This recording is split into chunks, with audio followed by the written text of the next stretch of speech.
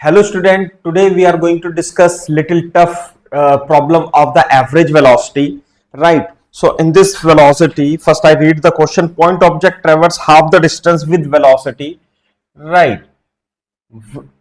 इसमें क्या है कि इसमें एक पाथ है ना? Point a point object travels half the distance with the velocity v0. Remaining part of the distance is covered with v1 and half time with v2 with rest of half time. The average velocity of the object for whole journey you have to find.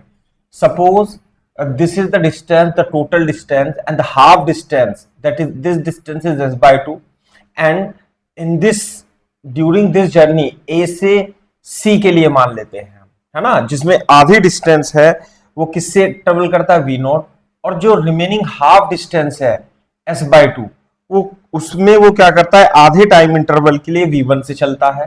तो मान लिया आधे time interval के लिए v1 से चल रहा है और आधे टाइम इंटरवल के लिए क्या चल रहा है वो v2 से चल रहा है। तो मान लिया यहां से लेके यहां तक का टाइम क्या है t है, और ये क्या है ये भी t है। क्लियर है क्या बात? तो इस दौरान c से d मान लेते हैं, c से इस पॉइंट को क्या मान लेते हैं हम d मान लेते हैं। ये तो s by 2 डिस्टेंस हो गई। t1 समय के लिए t समय के लिए v1 वेलोसिटी से चलता है और नेक्स्ट t समय के लिए v2 वेलोसिटी से चलता है। तो क्योंकि यहां पर वेलोसिटीज इस पॉइंट में अलग अलग है लेकिन टाइम सेम है, तो वेलोसिटीज अलग है टाइम सेम है, तो डिस्टेंस क्या होंगी डिफरेंट होंगी। तो पहले मैं a टू c में बात करता हूं, क्या s इजिकल टू ut लगाएंगे, s इजिकल टू मतलब distance is equal to speed into time लगाएंगे। तो डिस्टेंस कितनी है s by 2, स्पीड कितनी है v0, और यहां से लेके यहां तक का समय में a से c तक का समय t डैश मान लेता हूं। तो जो t डैश होगा वो s अपॉन 2v0 के बराबर होगा। बिल्कुल सही बात है।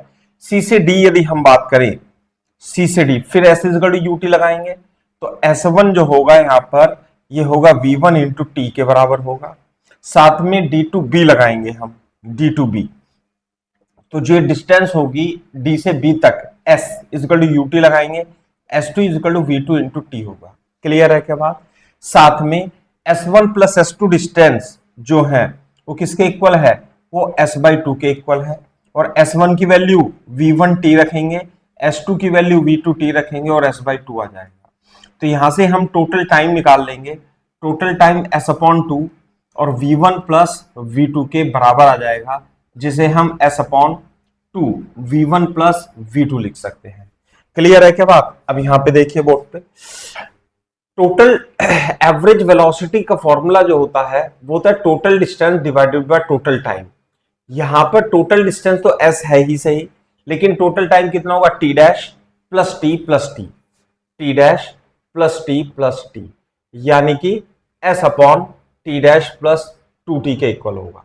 यहां से इक्वेशन नंबर 1 से t डैश की वैल्यू हम इसके अंदर पुट करेंगे, t डैश की वैल्यू s अपॉन 2v0 आएगी, प्लस यहाँ पे t की वैल्यू जो आएगी वो s upon 2 v1 plus v2 के इक्वल आएगी। ये s कट जाएगा और हम इसे सिंप्लीफाई कर लेंगे। अब कुछ बच्चों को यहाँ पे प्रॉब्लम हो सकती है इसके एलसीएम लेने में। अब ये आपकी रिस्पॉन्सिबिलिटी, आप इसका एलसीएम कैसे लेते हैं। देखो यहाँ पे जो है 2v0 v1 प्लस v2 जो है वो एलसीएम आ जाएगा, और v1 प्लस v2 राइट, और यहां पर ये आ जाएगा v0 के इक्वल आ जाएगा। क्लियर है के बाद इसे ऊपर ले जाएंगे, 2v0 v1 plus v2 divided by 2v0 v1 plus v2 के इक्वल आ जाएगा।